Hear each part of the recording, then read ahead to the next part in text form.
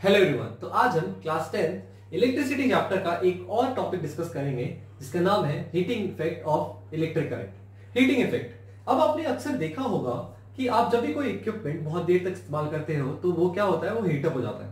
जैसे for example हम बहुत ज्यादा टीवी देखते हैं तो टीवी गर्म हो जाता है, इसके लिए हम बहुत डांट भी सुनते हैं कभी कभी। तो ये एक बहुत बड़ा एग्जाम्पल हीटिंग इफेक्ट का।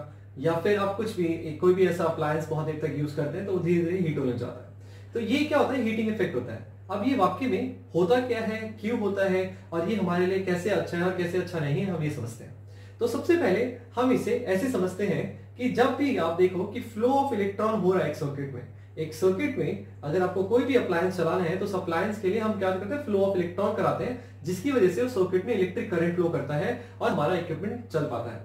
अब अगर हमारा फ्लो ऑफ इलेक्ट्रॉन हो रहा है तो मैंने आपको पहले वाले लेक्चर्स में भी ये समझाया था कि फ्लो ऑफ इलेक्ट्रॉन के दौरान इलेक्ट्रॉन के काफी कोलिजन्स होते हैं।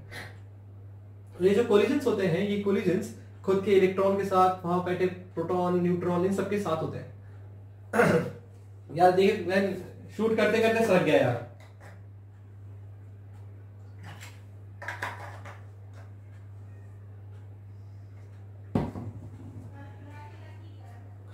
सरक गया बीच में। Hello everyone. तो आज हम क्लास 10 इलेक्ट्रिसिटी चैप्टर का एक और टॉपिक डिस्कस करेंगे जिसका नाम है heating effect of electric current. Heating effect. अब इस इफेक्ट को हमने प्रैक्टिकली अपनी लाइफ में बहुत बार देखा होगा।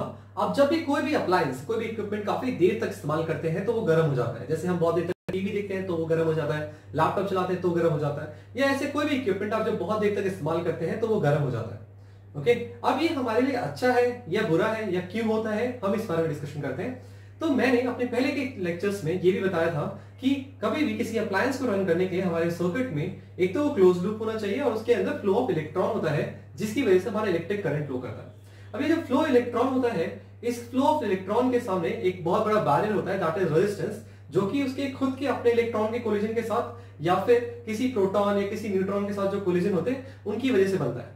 अब ये बार बार जब कोलाइड कर रहा है, मतलब जब बार बार कोलाइड कर रहे हैं आपस में, तो कोलाइड करते हुए इनके बीच में कुछ फ्रिक्शन या कुछ हीट प्रोड्यूस हो रहा है, जो हीट आपको अपने अप्लायंस में मिलती है। लेकिन आप जब बहुत देर तक अप्लायंस को यूज करते हो तो धीरे धीरे धीरे ये कोलिजन्स बढ़ते जाते हैं और इस कोलिजन्स के कारण आपकी जो भी अप्लायंस होती है या वायर होती है वो हीट अप हो जाती है। ये है हमारा हीटिंग इफेक्ट। अब ये हीटिंग इफेक्ट जो है ये हमारे लिए अच्छा है या बुरा? तो सबसे पहले हम समझते हैं कि अगर मैं बात करूं हमारे नॉर्मल इक्विपमेंट्स, जहां हम नहीं चाहते कि जिसका एप्लीकेशन हम इसलिए नहीं करते कि उससे हीट मिले, जिसका एप्लीकेशन जैसे हम टीवी देख रहे हैं तो हम टीवी गर्म हो जाए और हमें गर्मी दे, हम नहीं चाहते, ठीक है। या फिर हम लेट्स से लैपटॉप चला रहे हैं या कंप्यूटर चला रहे हैं तो हम नहीं चाहते, हम चाहते हैं उसका डिस्प्ले दिखे, हम उस पर काम करें, वो हीट हो, ये हम नहीं चाहते, लेकिन फिर भी हीट हो रहा है। तो ये सब क्या है, ये एक एनर्जी लॉस है। ये एक एनर्जी लॉस है क्योंकि हम जो टोटल एनर्जी भेज रहे हैं वो टोटल एनर्जी इलेक्ट्रिकल एनर्जी में कन्वर्ट होकर वो इलेक्ट्रिकल एनर्जी के साथ साथ कुछ हीट एनर्जी में भी हो रही है, और वो हीट एनर्जी हमारे लिए एक तरीके से लॉस ऑफ एनर्जी है। बट ये एक तरीके से हमारे बहुत ज्यादा अप्लायंसेस में यूटिलाइज भी किया जाता है। जैसे हम ऐसे अप्लायंसेस की बात कर रहे हैं जहां पे हम स्पेसिफिकली इस हीट को ही चाहते हैं। जैसे अगर मैं बात करूं आयरन की, तो आयरन में जब भी आपको प्रेस करना होता है तो आप चाहते हो कि उसका जो प्लेट है वो गर्म हो जाए। या फिर गीजर की, इलेक्ट्रिक गीजर में भी आप चाहते हैं कि पानी गर्म हो जाए। या फिर आप ऐसे टोस्टर मेकर, केटल, ऐसे बहुत सारे एग्जांपल्स हैं जिसमें आप चाहते हैं कि ये हीट बने। तो ये हीट बने, ये हमारे लिए अच्छा भी है। और इस हीट को पाने के लिए हमें क्या करना पड़ता है, हम एक क्या करते हैं, हम एक प्योरली रेजिस्टिव कंडक्टर लेते हैं। कंडक्टर क्यों लेते हैं? ऑब्वियसली फ्लो ऑफ इलेक्ट्रॉन चाहिए इलेक्ट्रिक करंट के लिए। और प्योरली रेजिस्टिव क्यों लेते हैं? क्योंकि जितना ज्यादा रेजिस्टेंस होगा उस रेजिस्टेंस के कारण नंबर ऑफ कोलिजन्स बढ़ जाएंगे, और नंबर ऑफ कोलिजन्स अगर ज्यादा होंगे तो उन कोलिजन के कारण आपका जो हीट प्रोड्यूस होता है उसके अंदर वो बढ़ जाएगा। तो इस तरीके से हम क्या कर पाएंगे, हम उस हाई टेम्परेचर को जल्दी अचीव कर पाएंगे, जैसे हम आयरन में, गीजर में, केटल में, इन सब में करते हैं। अब इस हीट को हम कैसे कैलकुलेट करते हैं, या कैसे हम क्या कैलकुलेशन करते हैं जिसमें हमें पता लगा सकते हैं कि हमें उस इक्विपमेंट में कितना करंट देना है या कितना रेजिस्टेंस होना चाहिए मिनिमम, या कितने टाइम तक चलाना पड़ेगा। जैसे आपने देखा आयरन एकदम से गर्म नहीं होता, गीजर एकदम से गर्म नहीं होता, तो इन सब में क्या थोड़ा टाइम लगता है, वो टाइम भी बहुत इंपॉर्टेंट रोल प्ले करता है। तो हम एक एक करके समझेंगे कि ये किस ऐसे इक्वेशन से हम इस चीज को निकाल सकते हैं। अब हम अगर उस इक्वेशन की बात करें तो इस इक्वेशन को हम कहते हैं जूल्स लॉ ऑफ हीटिंग। अब ये जूल्स लॉ ऑफ हीटिंग का स्टेट करता है कि जो हमारा हीट प्रोड्यूस होता है रजिस्टर में, जो भी हमारा हीट प्रोड्यूस हो रहा है, उस रजिस्टर का जो हीट है वो हमारा डायरेक्टली प्रोपोर्शनल होता है to the square of the current, यानी कि जो आपके इलेक्ट्रिक सर्किट में करंट ज्यादा होगा उसके स्क्वायर के बराबर होगा हमारा हीट, प्रोपोर्शनल होगा, मतलब करंट जितना ज्यादा हीट भी उतना ज्यादा। वहीं दूसरा जो टर्म है कि it is directly proportional to the resistance, कि बारे में रेजिस्टेंस कितना है। तो मैंने अभी आपको बताया कि हमारा प्योरली रेजिस्टिव होना चाहिए, तो हमारा रेजिस्टेंस ज्यादा ही होना चाहिए, राइट। तो यहां भी जितना ज्यादा रेजिस्टेंस उतना ज्यादा हीट, यानी कि डायरेक्ट रिलेशन बिल्ड करता है ये भी हीट रेजिस्टेंस के साथ। और ऐसा ही हमने एक और बात डिस्कस की कि जितने टाइम तक हम चलाएंगे, जैसे आप टीवी देखते हो और 10 मिनट देख रहे हो तो टीवी इतना गर्म नहीं होगा, लेकिन आप वही 10 घंटे देखते हो तो बहुत ज्यादा गर्म हो जाएगा। तो टाइम भी एक बहुत इंपॉर्टेंट फैक्टर है जिससे हमारा हीट प्रोड्यूस ज्यादा होता है, ठीक है। तो यहाँ पे टाइम के साथ भी इसका रिलेशन डायरेक्ट होता है कि जितने ज्यादा टाइम तक अप्लायंस चलेगा उतना ज्यादा हीट प्रोड्यूस होगा। तो अगर हम तीनों को कंबाइन करके लिखे तो हमारे पास एक इक्वेशन आती है, that is equal to H equal to I square R T। ये हमारा जूस लॉ ऑफ हीटिंग है।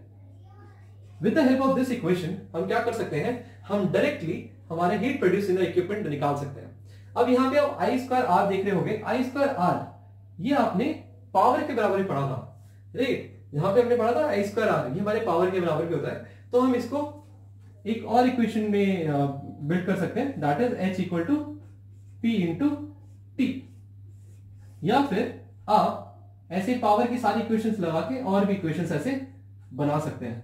तो ऐसे हीट की भी आप काफी सारी इक्वेशंस बना सकते हैं। तो इस तरीके से जूस लॉ ऑफ हीटिंग की हेल्प से हम क्या कर सकते हैं, हम कितना रेजिस्टेंस हमें चाहिए होगा, मिनिमम कितना करंट चाहिए होगा, कितने टाइम तक में प्रोड्यूस होगा, तो इससे हम डायरेक्टली हीटिंग अप्लायंस को बना सकते हैं। जैसे आपने ये देखा भी होगा कि आपके घर जो हीटिंग कैटल होता है जो पानी गर्म करता है, तो वो क्या पावर सॉकेट पे चलता है, मतलब उसमें करंट बहुत हैवी होता है, काफी ह्यूज करंट लेता है वो। क्यों? क्योंकि उसको पानी गर्म करना होता है तो उसको काफी ज्यादा हीट चाहिए। या फिर जितने भी आपने हीटिंग अप्लायंसेस देखे होंगे वो जनरली हमारे पावर सॉकेट पे काम करते हैं, जहां वो करंट ज्यादा कंज्यूम करते हैं, वो 3 एम्पेयर से लेकर 5 एम्पेयर तक के होते हैं। तो उसमें क्या ज्यादा करंट होता है तो उससे हमारी हीट जल्दी प्रोड्यूस होती है।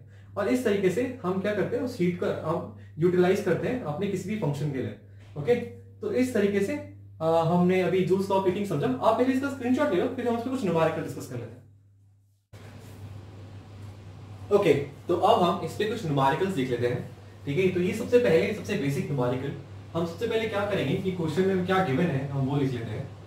तो क्वेश्चन में क्या बोला है कि an electric iron of resistance 20 ओम, यानी कि हमें क्या दे रखा है, रेजिस्टेंस दे रखा है वो भी 20 ohm, takes a current of 5 ampere. इसका मतलब हमें क्या दे रखा है, करंट दे रखा है 5 ampere. Calculate the heat develop in 30 seconds, यानी हमें टाइम दे रखा है दैट इज 30 सेकेंड्स। हमें पता है क्या करना है, हमें निकालना है हीट प्रोड्यूस। तो हम लिखेंगे बाय यूजिंग जूल्स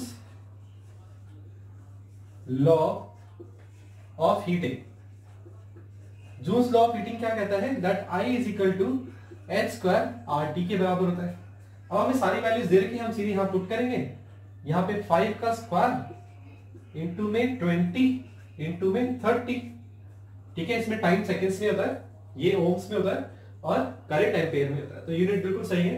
तो यहाँ पे 5 का स्क्वायर 25 हो जाएगा और 2 3 6 और यानी कि 600 हो गया, और इसको इससे मल्टीप्लाई करेंगे तो that will be equal to 150 and 00 joules, क्योंकि हीट क्या एनर्जी, और एनर्जी की यूनिट क्या होती है जूल्स। तो हमारे पास ये रिलेशन आ गया, ठीक है। तो इसी तरीके से हम अगला क्वेश्चन देखते हैं। इसमें क्या आपको इक्वेशंस में, जैसे यहाँ पे भी पोटेंशियल निकालने को दिया हुआ है, कई बार आपको अलग अलग इक्वेशंस में कभी Q दे देगा, कभी Q निकालने को दे देगा कि चार्ज कितना फ्लो कर रहा है, क्या टाइम है, तो ऐसी सारी चीजें फ्लो करने को कैलकुलेट करने को दे देगा।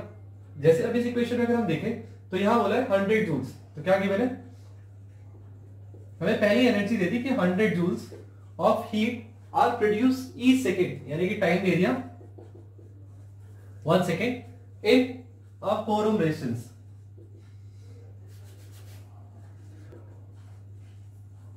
Find the potential difference across the resistor, यानी कि हमें क्या निकालना है, V निकालना है, ठीक है। तो हम इसमें क्या करेंगे, इस इक्वेशन में हमारे पास सबसे पहले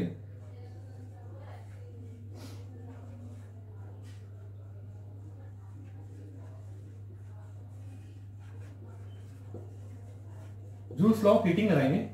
इसके अकॉर्डिंग H इक्वल टू हमारा होता है I स्क्वायर RT। हमारे पास R है, हमारे पास T है, हमारे पास H है, हम I निकाल सकते हैं। तो हम क्या करेंगे, हम I निकालेंगे